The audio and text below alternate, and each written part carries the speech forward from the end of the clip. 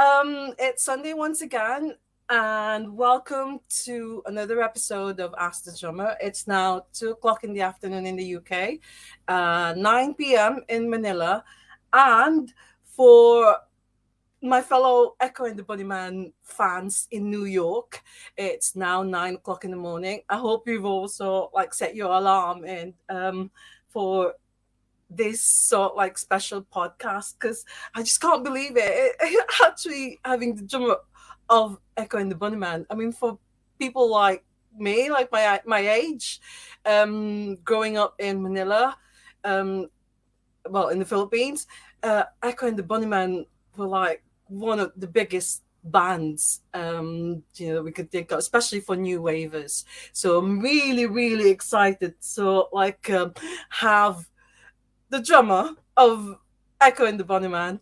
My dear friends, please welcome Simon Finley. Yay! Right, Hello, Simon. right. How are you? I'm not bad. You okay? Yeah, that's fine. I really want to say before anything else, I just want to say thank you so much to Dicky, our mutual friend Dicky, Yep. for the link up because it was him who told me about you because I was telling you before we came on live that I feel really bad because Echo and the Bunnymen being one of the biggest bands in the Philippines, until now, and yet I didn't know Simon Finley until Dicky told me about you. So thank you so much, Dicky. I hope you're watching, but yeah, thank you so much. So you've just finished a tour, the UK tour. Yeah, UK tour. Yeah, Yeah, and when the next one? Because you'll be doing festivals soon, aren't you?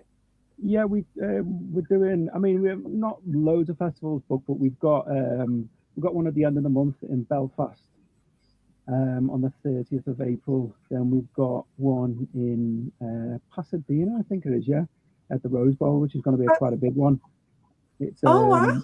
yeah, it's a rescheduled one. I think it's called the Cruel World Festival. It was scheduled for Oh, last year, but yeah, is now that the one with Morrissey? that's it, Morrissey, and I think Blondie. It's a bit of a an 80s festival thing. Yeah, And yeah, so that we've got that on the kind of I think it's the 14th and 15th of May. it, And so then that's yeah, a couple like a few other festivals in the summer, basically. Yeah, wow. So that's definitely gonna happen because it was so from 2 years ago, isn't it? I Before, think it was actually 2 years ago it got booked, and then obviously everything got cancelled, and then got rearranged for last year, and then everything got cancelled again. And but it's you know as far as I know, it's going ahead this year, so definitely I'm go looking forward to that ahead, one. Yeah, yeah. and that's next month. It's next month, the 14th. Yeah, it's a 2-day festival, so we're playing on both days. Oh wow, that's So amazing. should be a good one. Yeah. Well, all right. So we're gonna do the proper one now. So it's welcome to Ask the Drummer. Episode 35 is all about you, Simon Finley. Now, Yep. I'm actually really amazed when I looked you up on Google because it's not just about the drumming, but you've done so many things as well, which I'm gonna ask you about later on in the show. But because and I know that a lot of like myself and a lot of the Filipinos are watching the show. We wanted to know about Echo and the Bunnyman, of course, Yeah. and drumming for Ian McCulloch. Yeah. But first, I've got to ask you from when you were born, because you're from Liverpool yourself, aren't you? Yeah. Yeah. So I asked you this earlier. So why is it about Liverpool that it's that's the place where every single one seems to be either in a band or into music or Yeah. everything. So why is it about Liverpool? I don't know. Do It's you just think? it's weird. It's just like I said to you before. It's like if you're from Liverpool, you either want to be in, like play football or play music. So Yeah. it is just weird. Yeah. I mean, I've like I've got so many friends who are in bands, or like my dad was a musician. Like he's the reason why I got into music in the first place, and I just grew up around music like my whole life, and it is weird. Like it is like you've either got everyone's either got mates who are in a band or they're in a band themselves, and it's just always been that way. I think we've just got the city's obviously got a rich heritage of music. The Yeah, Beatles, but even before the Beatles, and yeah, I just can't explain it. It's just always been there. It's it's always been around Liverpool, and it is like it does feel like a bit of a big family. You know everyone who's in a band. You like yeah, most of the bands know each other or know someone who's in one of them bands kind of thing. And yeah, it is just a weird thing about Liverpool. yeah. And you all seem to sort of like help each other out because sometimes you see like the same people playing for different bands. Oh And, yeah, yeah, yeah, definitely. I mean that's like years ago. I've played in bands with like so many different people. Like Pete Wilco's was in Cast, but he was in the Bunnymen as well, and played in a few bands with him. And but it always seems like yeah, it's like you get you get a call off someone saying oh someone's looking for a drummer for this gig or doing like this album or whatever. And it is yeah, like that. It's just everyone just like helps each other out. That's one of the great things about it. yeah, yeah. Well, talking about Pete Wilkinson is also in Shack. Yeah, yeah. Well, yeah, that's what he Yeah, started. Yeah, sure. yeah, and I saw him recently, so like at the Mickhead gig as well. So Yeah, it was so good to see the two of them together. It was just amazing. yeah. It's a good But lesson. yeah, because you're younger than Ian McCulloch and Will Yeah, Sargent, and it's very well so like talk about when they were young. There's Eric's in yeah, yeah. Liverpool, but that's so like you didn't grow up in that kind of thing. So No, no, no. what was Liverpool like when you were when you were young, when you were growing up, and did you also have similar so like let's say hung out place or maybe a club that you used to go Um, to when you were well, yeah. young, like For, for, Eric's? for me, it was probably the Crazy House. That was What's it called? the Crazy House. The That Crazy was House. yeah. That was I mean, that was kind of like because when I grew up, I grew up into like kind of was into rock music and kind of the grunge era, and so the Crazy House was kind of like the rock club to go to. So I think that was, but I'd say like it wasn't like I think with like the Beatles, it was like the Cavern that was like the main thing in Liverpool, and like obviously as you mentioned with the Bunnymen scene, it was like Eric's that was the big thing. I think when I was growing up, there was a few different things. It wasn't just about one, style of music kind of thing. And well, for me, it was just growing up in like I was into like rock music and like grunge music and stuff like that. And so yeah, the Yeah, Crazy Horse was the place to hang out. I've not heard of that before. Is it still there or where No, I don't where think was it's it? no, Crazy House? I think it's someone that it's a different club now. It's and to be honest, I haven't been there for ages, so I You couldn't tell you like. But yeah, it was brilliant at the time. It was like it started off as like I think it was just like a one floor club, but like over the years, then then they opened another floor, and then there was another, and then it turned into like a 3 floor, like club. But yeah, it was a brilliant place. It was where I met like so many mates who were into bands and stuff, and my Yeah, first yeah. bands started by meeting people there, that kind of thing. Oh wow. I'll have to look that up because I do love all these things, like all these places where musicians used to go and then finding out what's happened to it now. Because I Yeah, mean, Eric's is still there on Matthew Street, but it's a different one now. I mean, people always yeah. say that it's not the same Eric's. Is Oh yeah. even I the mean, Cavern, it it's never not is, the is it? same.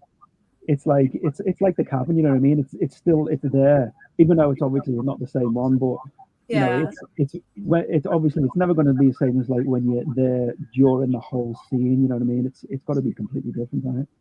yeah, yeah. Before we continue, I just want to say hello to Peter Loney.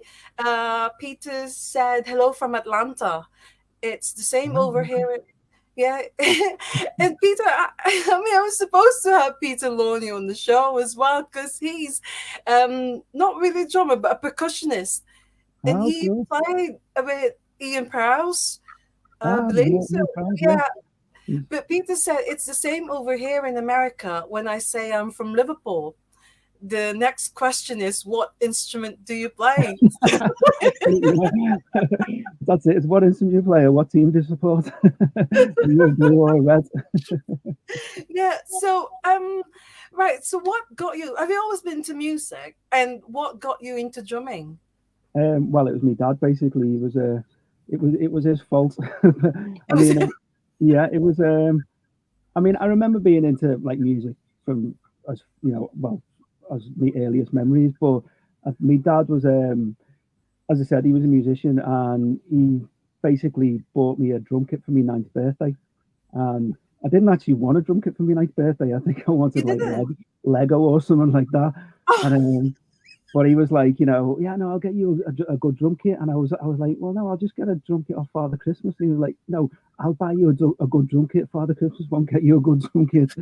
So I was like, I gave in. Like, yeah, okay, get me a drum kit for my ninth birthday. And he got me one of them, the little starter ones. I think it was like a Thunder drum kit or something like that. And yeah. but I always remember like I woke up on the morning of my birthday and the drum kit was set up downstairs, but I didn't like know what to do with it. You know what I mean? Like kind of I just stood there like staring at it. But then my dad kind of he got on it first. He just picked up the drums and the drumsticks and like just started playing. He played the intro beat to "I Got My Mind Set on You." The George Harrison song, Yeah. Yeah. because that was one Yeah. of my favorite songs at the time. And he just played it, and it just blew my mind. I was like, wow, it's like it was the best thing I'd ever seen. And just I remember, like from that moment, I was just completely hooked on the drums.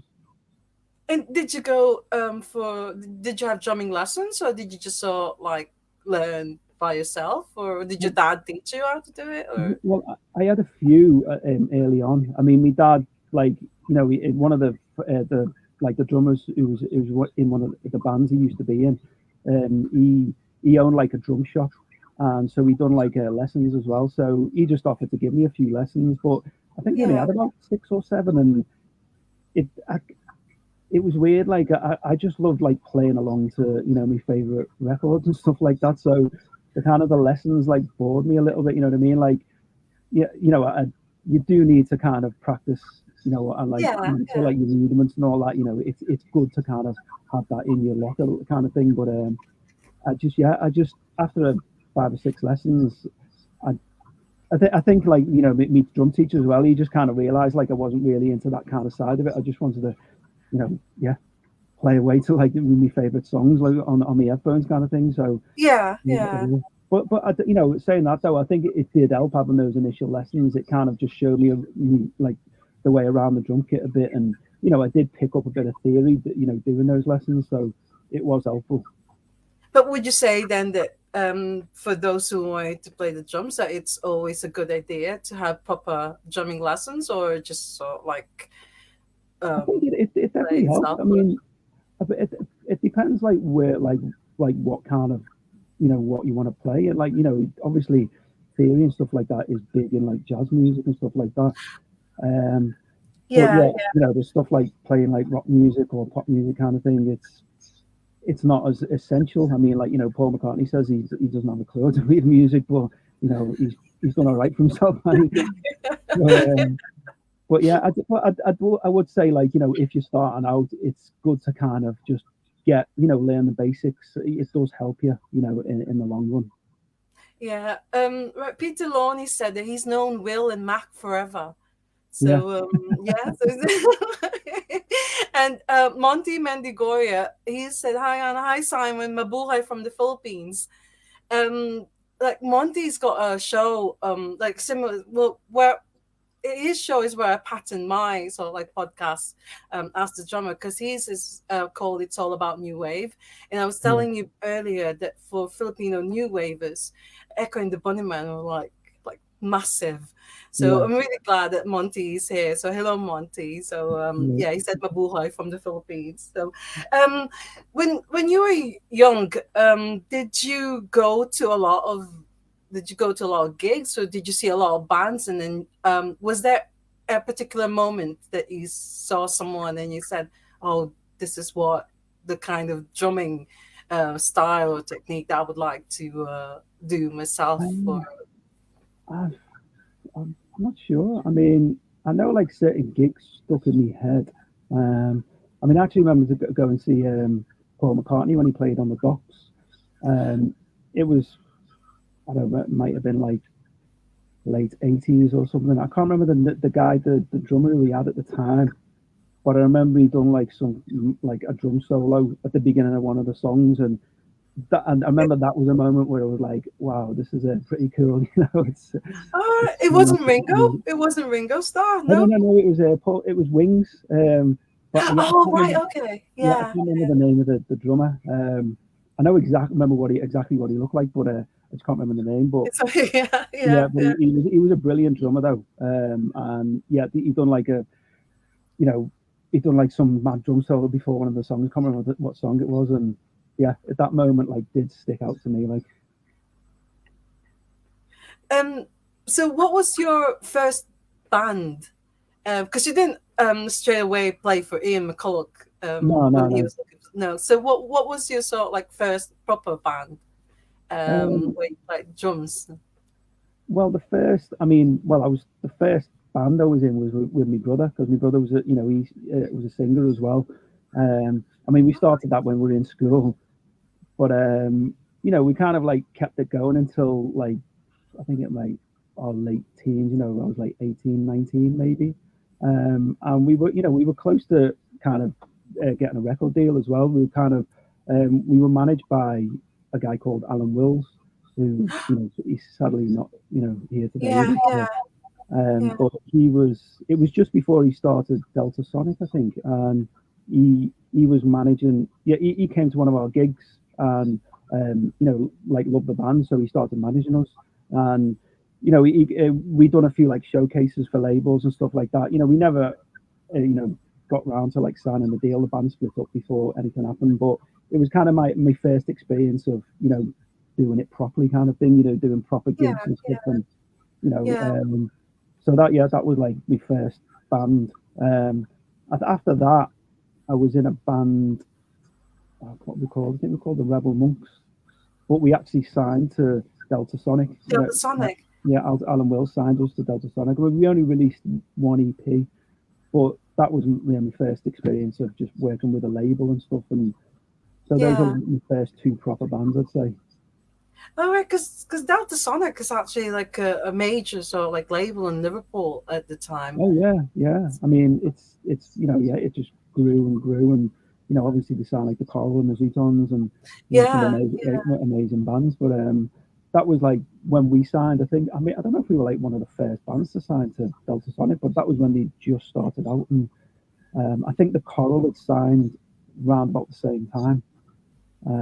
But yeah, I mean, Alan Wills was like, I've never met anyone like him. He was one of the most passionate people.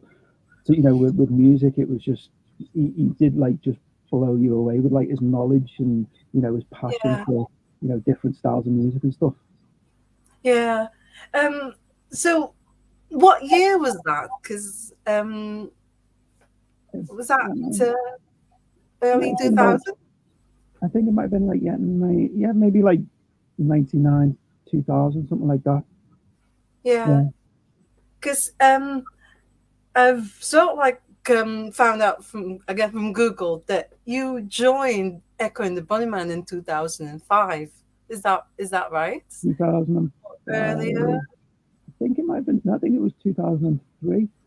three, but before Yeah, that, you actually played for Ian McCulloch when he was doing his solo yeah. thing That's before. I was doing the Ian solo stuff first. I think I was doing that from 2001 till 2003, and then just doing that for a couple of years, and then I just got asked to join the Bunnymen after that. So I think it was 2003 that I joined them. Yeah. But were you still in a band at the time when you played drums for Ian McCulloch? Um, I can't remember. I don't think I was. No, No. no. I think I know. I remember actually because I bumped into Peasy, he's managing co-managing the Bunnymen now.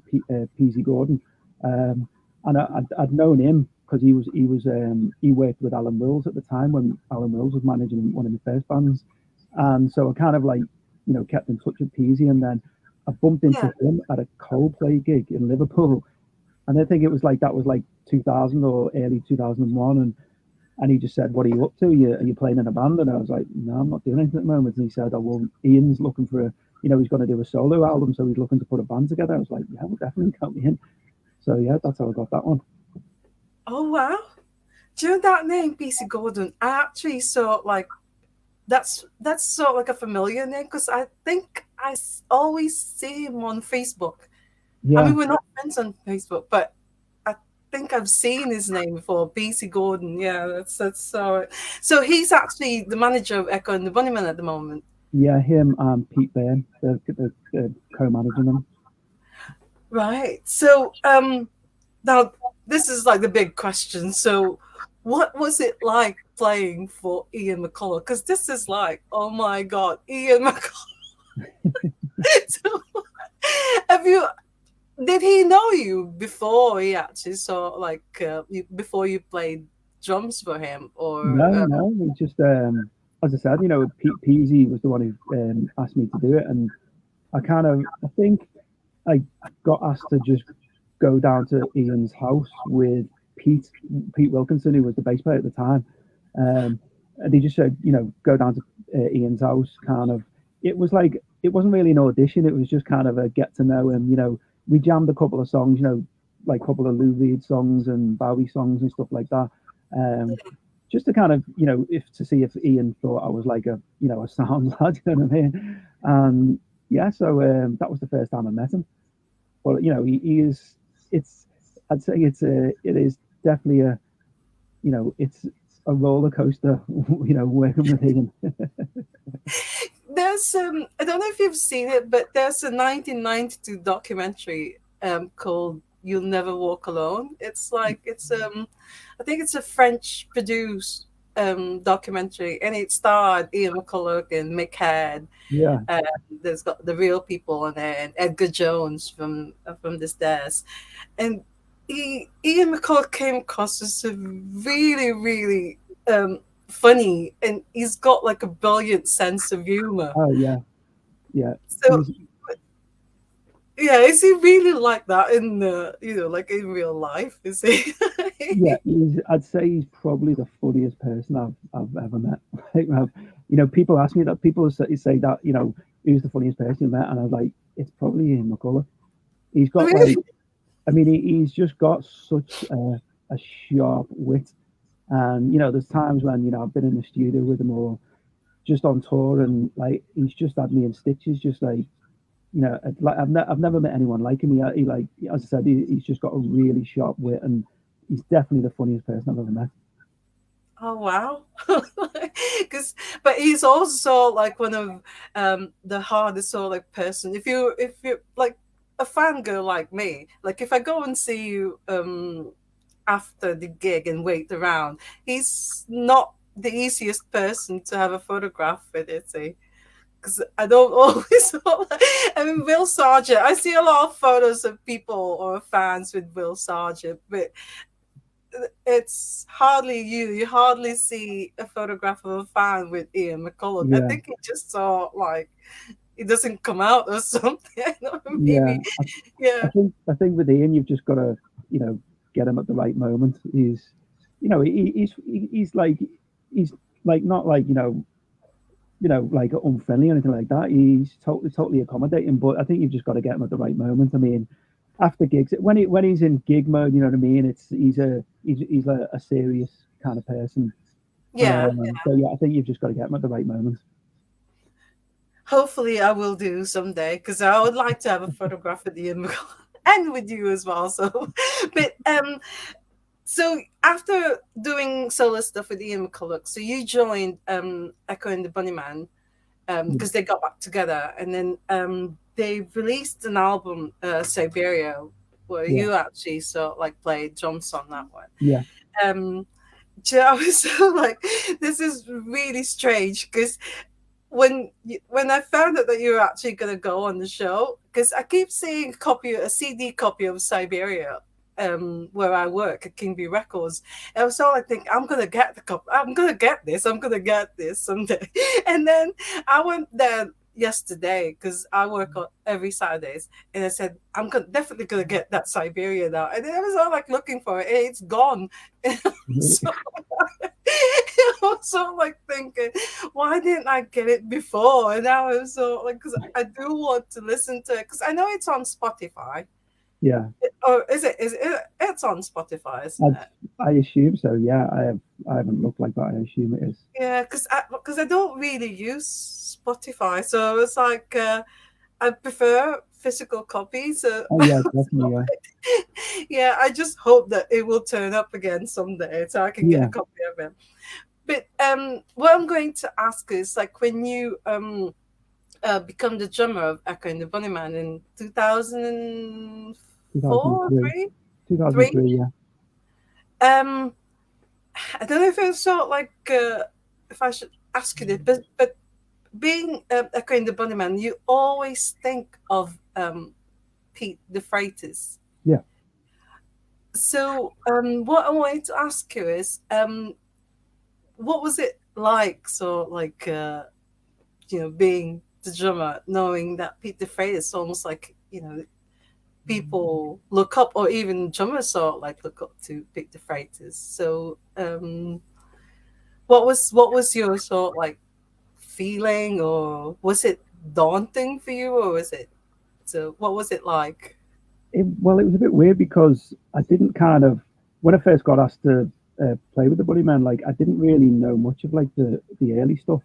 Obviously, I knew like Nothing Lasts Forever, that kind of stuff, but so I didn't really know much about the early stuff. And then when I joined the band, and then they gave me a load of songs to learn, and I remember thinking like, God, the drummer's unbelievable. Like, I didn't realize the drummer, like, the original drummer was like this, and it was a bit daunting, like, thinking like I've got to learn these parts, you know what I mean? Because they're just like so powerful, and um, yeah, I realized like it was going to be a harder job than I initially thought, but and then yeah, just like getting learning more about Peter Freitas, and yeah, he was he was an amazing drummer, and I did realize more and more that he did have a kind of he was well respected throughout the the music industry, and the drumming community, and like as you said, it was like he was a big thing for the Bunnymen.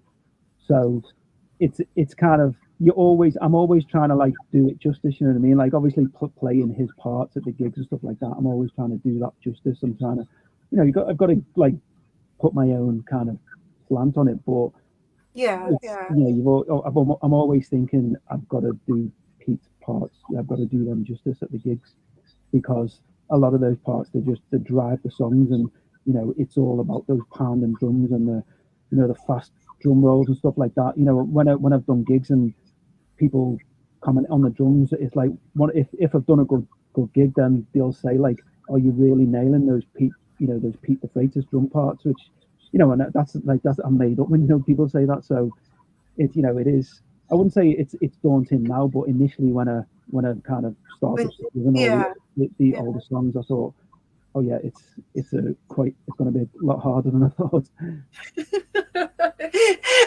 Peter Lawrence said, "Do you have a favorite Bunnyman song to play?"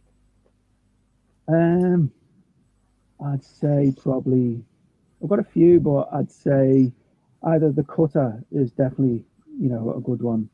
The Um, Cutter. the Cutter, yeah, I mean, it's brilliant at the live gigs. It just always gets the crowd going, and it's great to play on the drums as well. Um, and then there's ones that we don't actually play now, but like Heads Will Roll is I love playing that one, and we play Show of Strength, which is one of my favorite ones to play as well. Right. Um. So Siberia was released in 2006, right? It was 2006, yeah. 2006, but I found out again on Google that in 2008 you were in another band called Sound of Guns. Sound of Guns, yeah.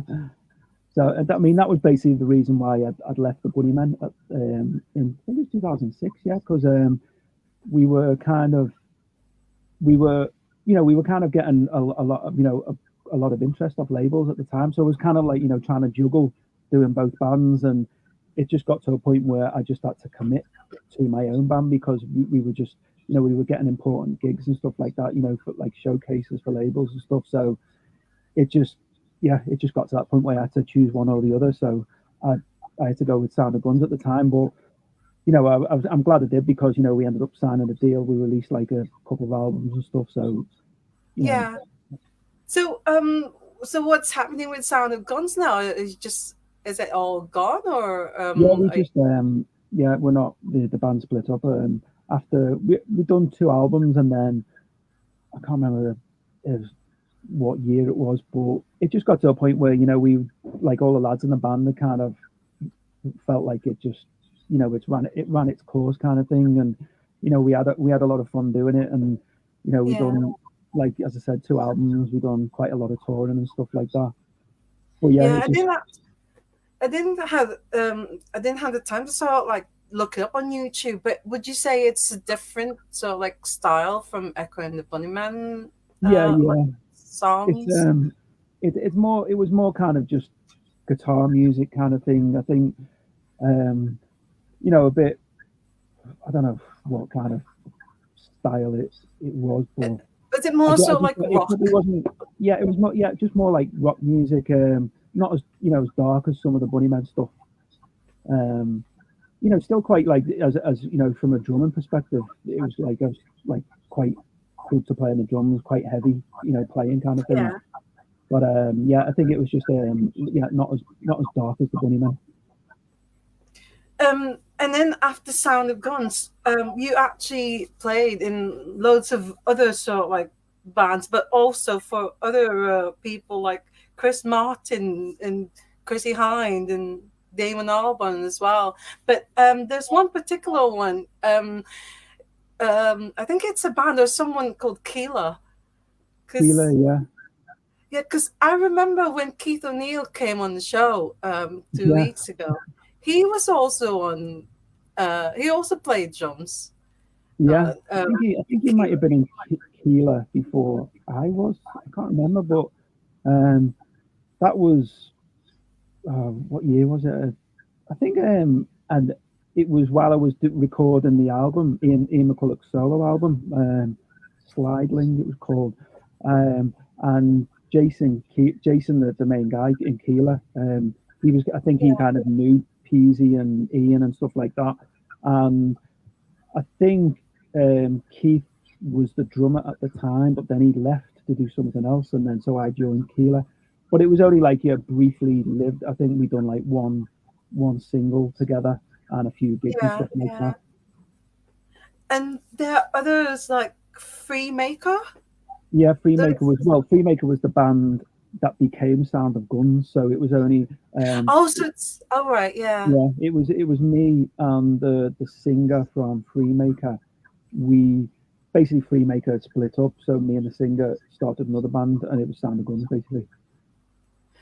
and another one is Baltic Fleet. I mean, these are also like new to me, but is Baltic Fleet also another band that to Yeah, well, or Baltic Fleet is it's the keyboard, one of the old keyboard players from the Bunnymen, Paul Fleming. That's his all right? kind of, Yeah, yeah, it's his band. So obviously, so I've known Paul through the Bunnymen, and so yeah, he kind of, it's weird how it started because he was just basically, while we were on tour with the Bunnymen, he'd used to, he'd take his laptop and he'd just like record bits of music and stuff like that, and it gradually became like a big thing for him, and then he called it Baltic Fleet. It's mainly his solo project, but then every now and then, he'll do a gig where he needs a drummer, and so I'll come on board for him, just like the one-off gig and stuff like that. yeah. It's just so like amazing that you're all like connected. It's like it's the keyboard player of Echo and the Bunnyman doing his thing, and then Yeah, you joining him, and it also like, it's just absolutely amazing. yeah, But my friend from the Philippines, Gilbert No Chai, said, "Hello, Simon. It's a bit hard for him to like watch the podcast because the signal outside his house is quite low, and apparently the mobile data is slow as well." But hello, Gilbert. I'm glad that he's yeah, actually like, because he's another one who's a big fan of Echo and the Bunnyman, and I mean, I'm telling you, the Filipinos really do love that band, and You need to get over there and do a gig then. yeah.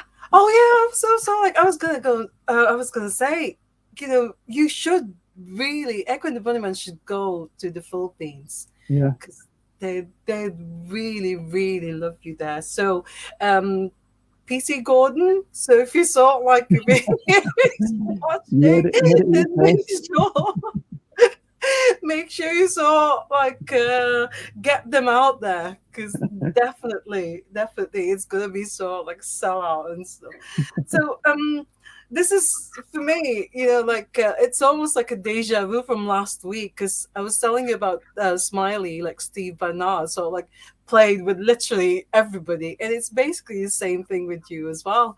You Yeah. seem to so like play with so many um like bands and artists like Pink Floyd. You played so like Well, yeah, that was it was a Sid Barrett tribute gig, um, and basically there was they had I was like they had a house band. I was like the house drummer, and so they had guests, right. different guests on, like what you mentioned before about Damon Albarn and Chrissy Hynde, and so they were like the guests who came on, and we played a song each with them, um, and then it just happened at the end, like Pink Floyd. I think it was like the first time they played together for like I don't know, years or something like that. But they came on at the end to play. I can't remember the Pink Floyd song now. um, but Wish you were here. yes, but it was just like, yeah, it was just a weird experience. Just like I was sitting on stage on the drum kit, and then the next minute they all get on, and it's Pink Yeah. Floyd and like all these other guests. And I'm like, wow, this is this is a mad one. Oh wow. But apart from being so like echoing the Bunnyman drummer, or so like doing all these drumming for all these people like Pink Floyd and stuff, um this is really so like mind blowing for me because you're also an award winning composer for film and media. Like Yeah. I've asked you so like earlier on, and so like this is like a Hollywood thing, isn't it? So, Well, that's the dream anyway. But yeah, I mean, I'm not like at the Hollywood level or anything like that. I mean, I've done, I've got into like film music. Um, it was like 2014, 15. I was like, I was kind of like trying. Yeah, I've always been into film music anyway. Always like written that kind of music, at home. And then I just kind of started getting into it in like about 2014. Just like pitching pieces of music, for like adverts and stuff like that, and just yeah, kind of gradually building up a bit of a profile, and got like a few like independent films, and then a couple of feature films and stuff like that. So, I mean, I'm still trying to break into that kind of industry. I'm currently like doing like trailer music at the moment, which is a similar thing, but it's a different industry, different, the way it works kind of thing. But yeah, as I said, I'm still learning, finding my way through that. So I'm not at the Hollywood stage yet. well, there's one which is I think it was pretty current because it was from last year, and I remember seeing it on Netflix actually. Um, it's Sweet Tooth, Sweet Tooth, yeah, yeah. and yeah, so you did a cover of so like Duran Duran's Ordinary World for the trailer of Sweet Tooth, Yeah, and um, that's massive because it was yeah, I remember it being so like shown on so like Netflix, and I to be honest I didn't actually saw like I've not seen the film yet, but that's like a big thing, isn't it? It's on Netflix as well. So can you tell us more about how did that come about? well, that was it was it was a collaboration with Paul Oakenfold, like Oh the, yeah, the yeah, producer. Yeah. yeah, So I was introduced to Paul through a guy who he used to be my agent, but it it was in, I can't remember, like a couple of years ago, and we started, like, me and Paul started like doing, like, just collaborating on a few things, and then he he came up with the idea of doing a couple of covers, just of like classic songs, and then just like to kind of pitch them to certain like trailer labels and just see if we get anything from them. And then I think we've done about 5 covers, and then we got a like sync agency signed them up, and then the next minute we just found out that one of them got used on the Sweet Tooth trailer. That's So amazing. that was pretty cool. And it was the girl who sings on it, Aisha Vaughan as well. I've been working with her for the past couple of years as well. Like she's got an unbelievable voice, but she sang on all these covers as well. So Yeah. it's something that I'm still pursuing. I'm still like chipping away at, and but yeah, it was brilliant to get that placement. And when you're doing this sort like scores for films, and you use the name Killer Nova, Yeah, you don't use Simon Finley. You sort of like, yeah. so Well, is that your stage name or something? well, yeah. It was weird, yeah, because as I said, I mentioned like the agent who I was working with, and um, we kind of like had the idea of just coming up with just a as you said, like bit of a stage name, Yeah. but it was kind of like you know it might add a bit more mystique to the whole thing and all that, and so it was just a bit of fun at the beginning, and but it kind of just stuck. Yeah, it was like like I started sending demo reels out under Killanova, and that's how, like I said, Paul Oakenfold got involved. Yeah, yeah. They started like calling me like Killer, like as a short name, like or like Killer. And I was like, oh, that sounds a bit weird, like, but yeah, Um, so so can you tell us what's the main difference, or is there like any similarities with just sort of like writing music for film and write writing music, so like or being in a band, and you yeah, know so that must be so like really so like different, or is there sort of like similar no, similarities in there as well? it's very different. It's like, I mean, writing music for film is like, it's a very lonely job as well because what I mean. You're on your own, like for like hours on end, and obviously when you're in a band, you're with a load of people. You're going on tour or whatever. You're in the studio and Yeah, yeah, you're bouncing off each other, ideas. If you're writing music with a band, yeah, you're kind of bouncing ideas off each other. But when you're doing stuff for film, it's just you with your computer. You got the footage on a screen, and it's just you and the film, and you're on your own for like I've done like films where I've been doing like 18-hour days for like 6 months kind of thing, and it's like it can be a very very lonely experience, and a lot of cabin fever sets in.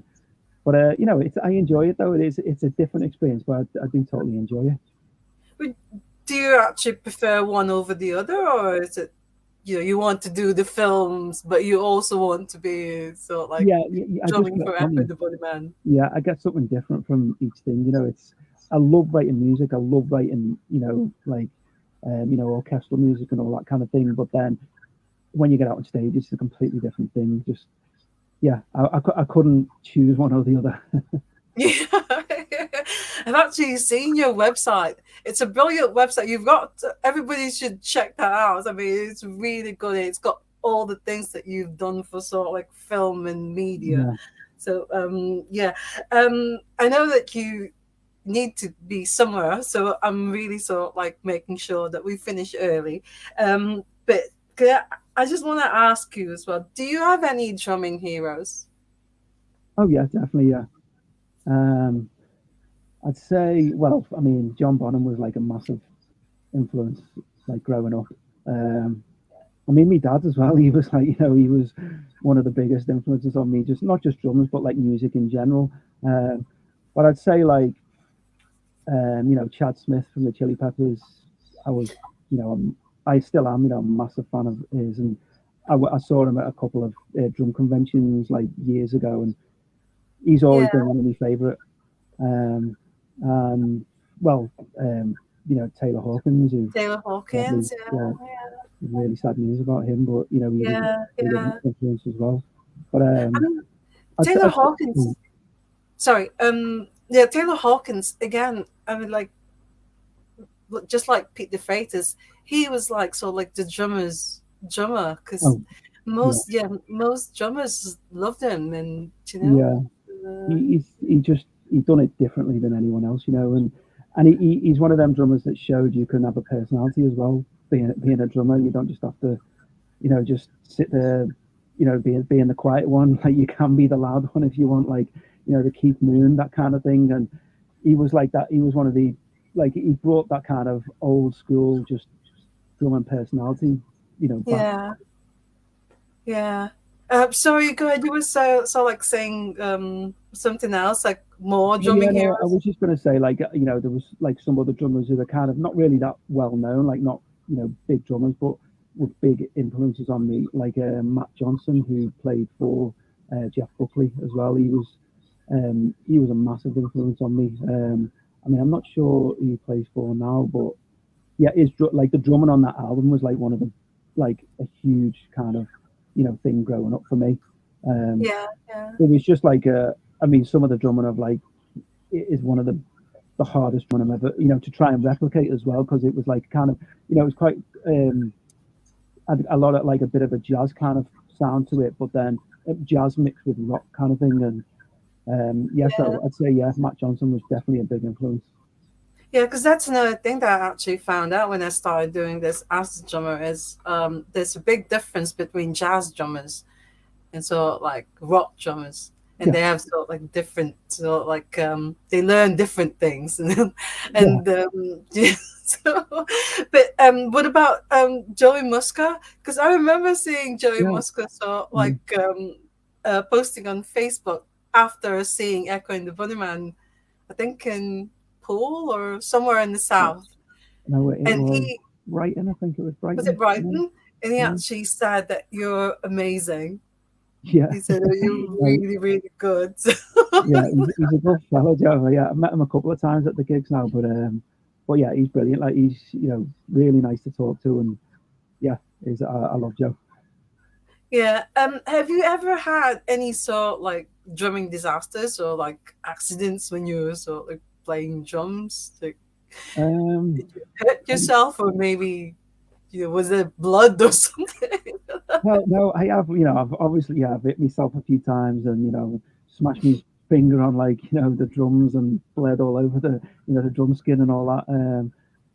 I don't think I've had anything that has, where I've like, has really affected the gig, really badly, but, which is lucky, touch wood, I won't have anything like that.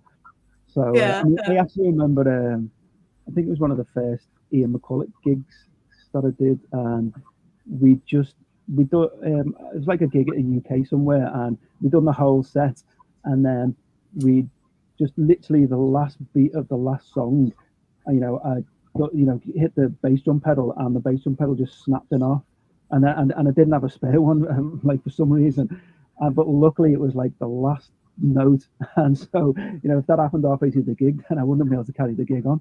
So literally, it was just happened on the last note in the last gig. Oh my. But was there sort of like, do you know?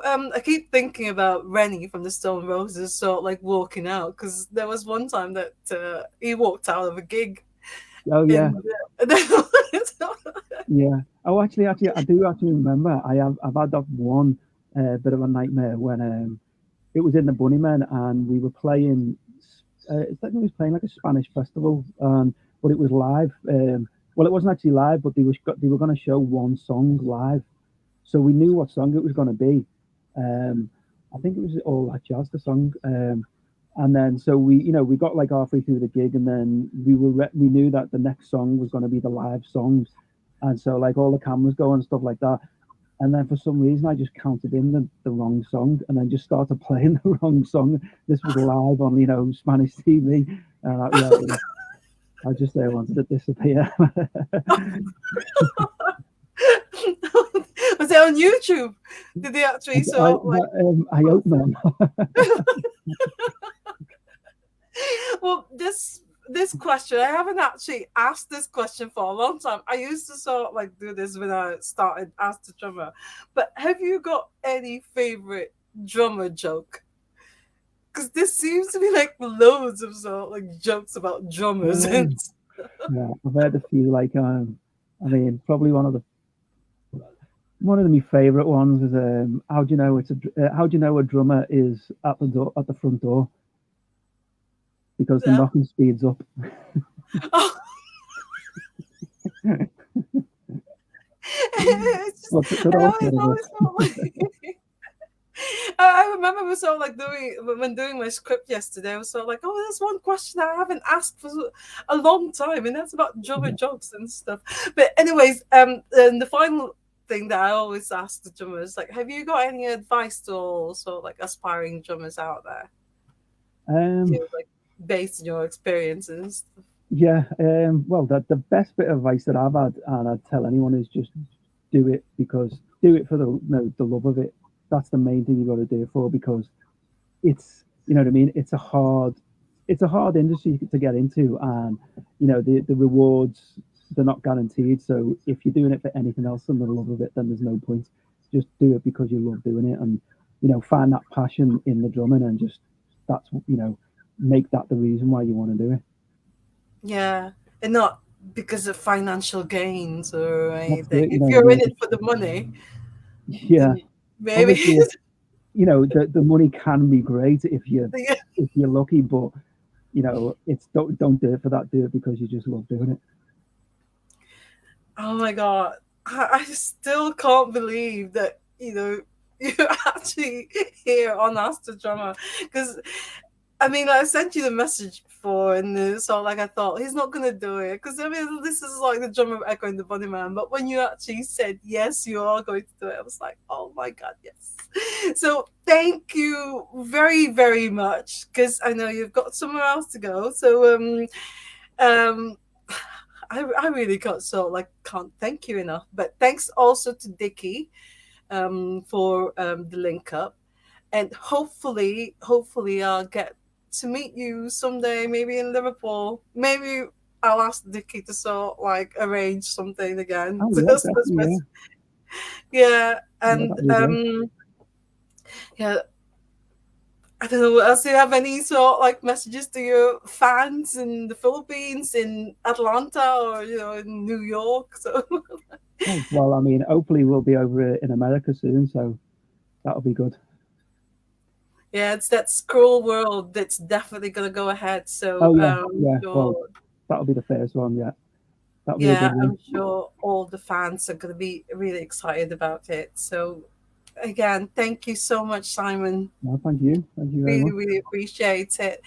And good luck with, the Hollywood dream. And just, I'm sure, I'm sure you'll make it there. You I'll, get, and I'll I'll try see to. your name. So, like this big Hollywood film is like film score You, by you never know. Simon Finley.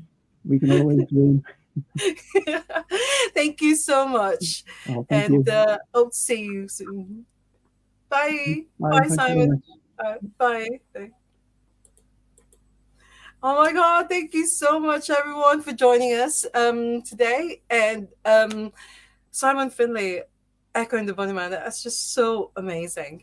And do check out his website because it's actually great. I was sort of like looking at all the things that he's done. He's so incredible. So yeah, next week, please do keep an eye out for the guest announcement post. For next week, it's going to be another drummer from Liverpool. I was like, all these Liverpool musicians are just so amazing. So, yeah, please do keep an eye out for guest announcement posts and enjoy the rest of your weekend. As I always say, love music, love life, and love drummers. And hope to see you again next week. Bye, everyone. Bye.